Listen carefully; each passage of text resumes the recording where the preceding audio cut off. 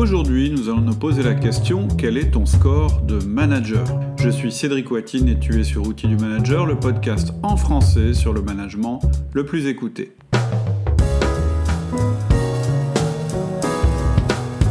Je te propose 3 parties. La première partie, ça sera le système personnel du manager. La deuxième partie, la composition du système. Et la troisième partie, le test score du manager. Le système personnel du manager. Alors, je vais te donner une phrase que je voudrais que tu assimiles parce qu'elle est très importante. C'est même le fondement d'Outils du Manager, celui du livre et de tout ce qui en a découlé chez Outils du Manager. Alors voilà la phrase. Bien manager, ce n'est pas être doué avec les gens, c'est créer le bon système de management et passer à l'action. Je répète parce qu'elle est importante.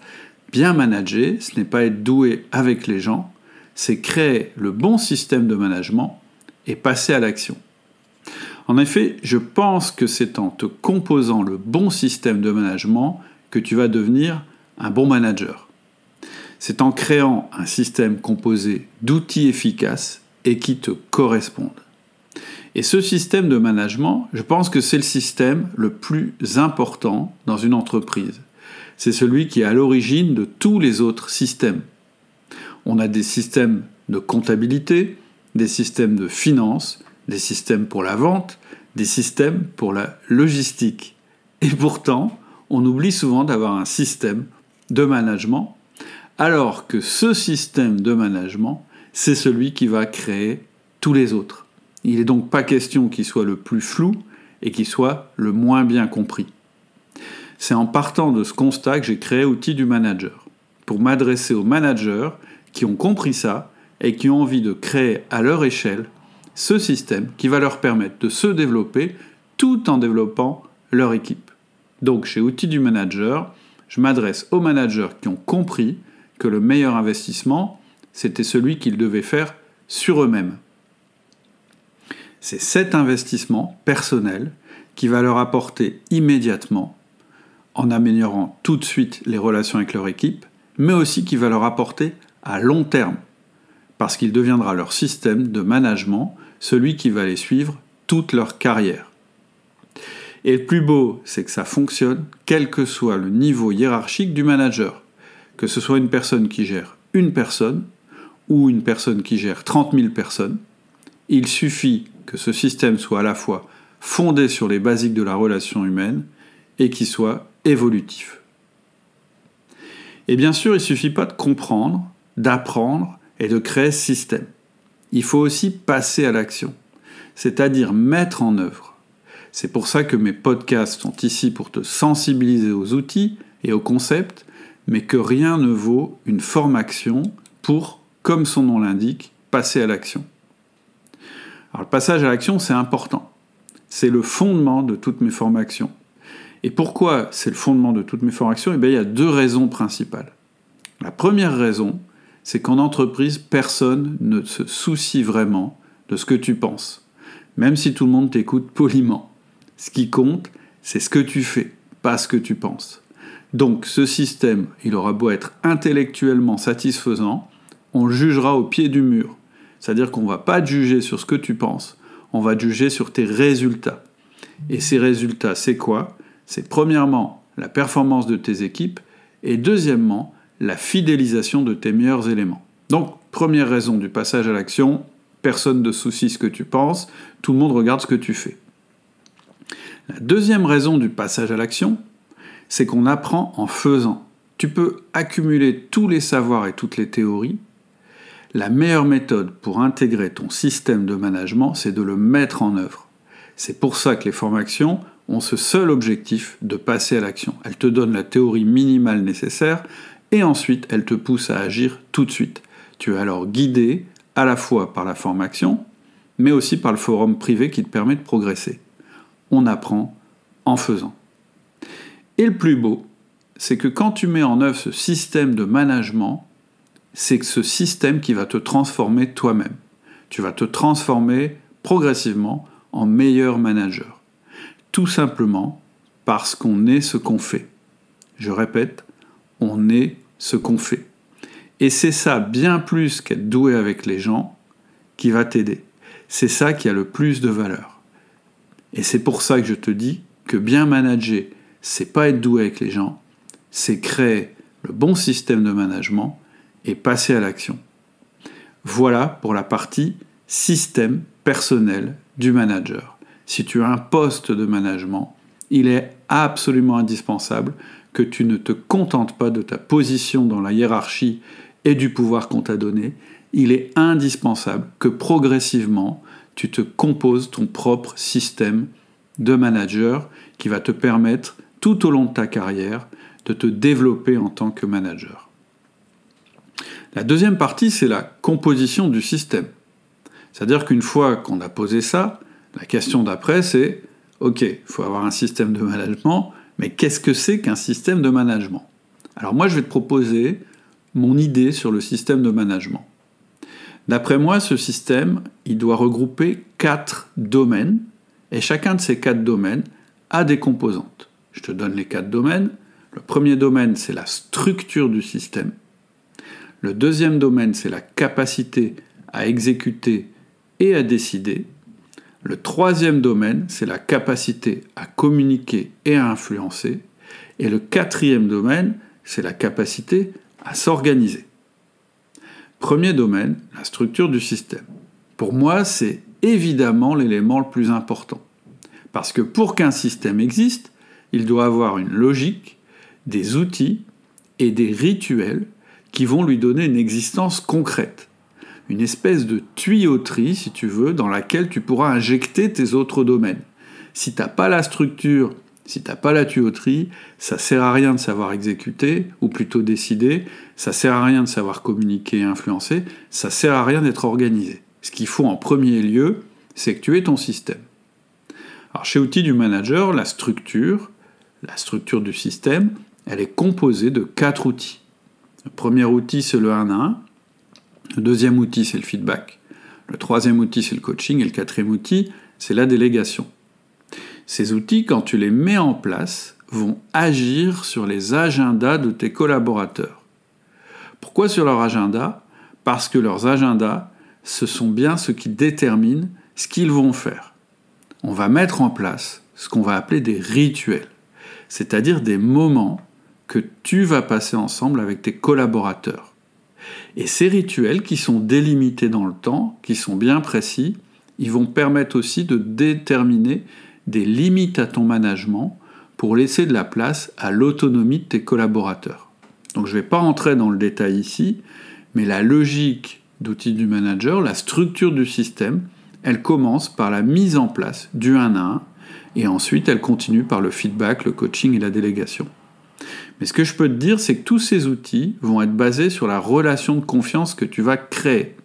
Parce qu'on va partir du principe que la relation de confiance, elle n'existe pas à l'état naturel avec tes collaborateurs, tu vas devoir la créer.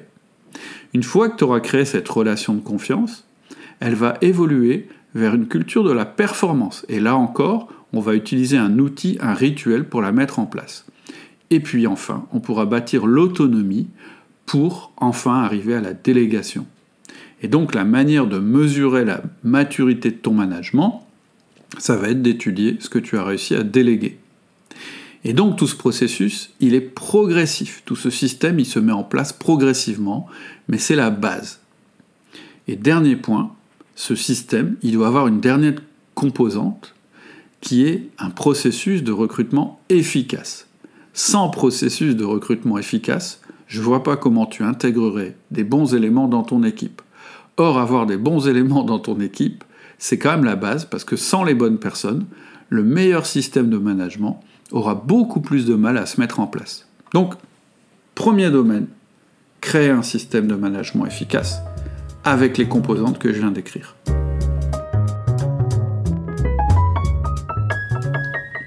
Vient ensuite le système que tu vas utiliser pour décider et surtout pour exécuter. Et la première composante de ce deuxième domaine, ce sont tes objectifs.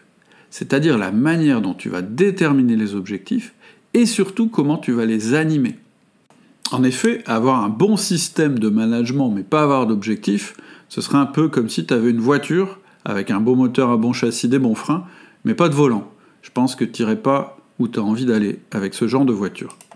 Ces objectifs, bien sûr, ils doivent être relayés par des tableaux et des indicateurs pour renseigner tes collaborateurs et leur permettre de se repérer et de passer à l'action. Donc la deuxième composante de ton système de décision et d'exécution, c'est ton système d'information. Et enfin, en tant que manager, on te jugera sur ta capacité à décider et à faire exécuter. Tu dois décider parce que tu n'es pas un simple répétiteur de décisions. Tu dois aussi donner ta valeur ajoutée dans l'entreprise. Ça veut dire que toi aussi, tu dois prendre des décisions. Et ces décisions, tu les prends soit seul, soit avec tes collaborateurs. Et donc, il serait inconcevable que tu n'aies pas un processus pour prendre des décisions de manière efficace. Il serait inconcevable que pour chacune des décisions, tu sois obligé de réinventer la roue. C'est pour ça que la troisième composante de notre système de décision et d'exécution, eh bien, c'est ton processus de décision. Et enfin, comme pour la théorie et l'action, il ne sert à rien de prendre une décision si elle n'est pas exécutée. Tu dois donc avoir un processus précis pour que ta décision soit exécutée, et c'est pas toujours le plus simple. On termine donc là-dessus pour le deuxième domaine qui était la décision et l'exécution. Vient alors le troisième domaine. Le troisième domaine, c'est la communication et l'influence. En tant que manager, tu travailles avec des êtres humains. Ces êtres humains ne seront au maximum de leur performance et de leur créativité que si tu sais les influencer de la bonne manière. C'est-à-dire pas en leur imposant des choses. Et donc, tu dois développer tes capacités d'influence et ton charisme. Et là, encore une fois, il ne s'agit pas d'être simplement doué avec les gens, il s'agit plutôt de comprendre le mode d'emploi des autres. J'ai écrit un petit livre là-dessus que tu peux télécharger sur le site qui s'appelle « Le mode d'emploi des autres ». En fait, le principe, c'est d'être capable d'adapter ta communication au profil que tu rencontres ou que tu manages. Donc, la première composante du domaine communication et influence, ça va être d'avoir un système pour comprendre comment fonctionnent les autres. La deuxième composante, c'est d'avoir du charisme. Mais là, à nouveau, il faut qu'on s'entende sur la définition du mot charisme. Ton charisme n'a pas besoin d'être magique ou d'être absolument exceptionnel. Il doit simplement te correspondre, parce que tu joueras jamais bien le rôle d'un autre, et il doit être au service de ton message, et il doit être adapté aux circonstances. Donc, il faut que tu aies un système de charisme qui te corresponde, qui soit au service de ton message, et qui soit adapté aux circonstances. Et là aussi, je le répète, l'idée c'est pas d'être doué avec les autres. L'idée c'est d'avoir les bons outils, parce que c'est en ayant les bons outils que tu maîtriseras le mieux ta communication et donc ton influence. Le quatrième domaine, et le dernier domaine, c'est celui de l'organisation personnelle. Il est indispensable en tant que manager que tu sois capable de structurer ton temps pour mettre en œuvre ton système. Si ton temps n'est pas structuré, tu ne pourras jamais mettre en œuvre son système. Rien ne se passera. Par ailleurs, personne ne respectera un manager qui est sans cesse débordé et dépassé par ses mails, qui ne maîtrise pas son agenda, qui ne trouve pas le temps pour ses collaborateurs ou qui change d'objectif toutes les semaines. Et donc, les deux composantes du système d'organisation, c'est tout simplement la capacité à s'organiser personnellement, première composante, et deuxième composante, la capacité à tenir ses objectifs. Donc, je récapitule avant de passer à la suite. Un bon manager, c'est pas quelqu'un qui est doué avec les gens. C'est quelqu'un qui a su développer un bon système de management. Un bon système de management a 4 domaines. 1. Les rituels et la structure. 2. La capacité à décider et à exécuter. 3. La capacité à communiquer et à influencer. 4. La capacité à s'organiser. Créer un système avec des rituels, en quoi ça consiste ? Ça consiste à simplement déjà avoir un système de management avec des outils précis, à développer une relation de confiance, à agir sur les performances, à coacher ses collaborateurs et déléguer efficacement. C'est aussi avoir un processus de recrutement efficace. Le deuxième domaine, celui de la décision et de l'exécution, il est composé de la composante déterminer et animer ses objectifs, de la capacité à développer un système d'information au service de son management, et enfin de savoir décider et surtout faire exécuter ses décisions. Le troisième domaine, c'est celui de la communication et de l'influence. Et donc, pour être communicant et influent, il faut comprendre le mode d'emploi des autres. Il faut savoir comment les influencer en modifiant notre communication. Et il faut savoir développer un charisme efficace. Le quatrième domaine, c'est l'organisation personnelle. Et dans ce domaine, il y a deux composantes primordiales. La première, c'est ton système d'organisation personnelle qui doit te permettre de maîtriser tes mails, tes tâches et ton agenda. Et la deuxième, c'est ton système de tenue de tes objectifs, c'est-à-dire comment tu fais pour progresser sans cesse vers tes objectifs. Voilà, selon moi, le bon système, celui qui te permettra d'être un bon manager. Et c'est en faisant ce constat, en faisant en composant ce système, que j'ai décidé de créer un test qui permet d'évaluer un manager. Et c'est ce test-là que je te propose. C'est un test qui te permet en fait de t'évaluer dans chaque domaine. J'ai donc réparti les 4 domaines sur 100 points.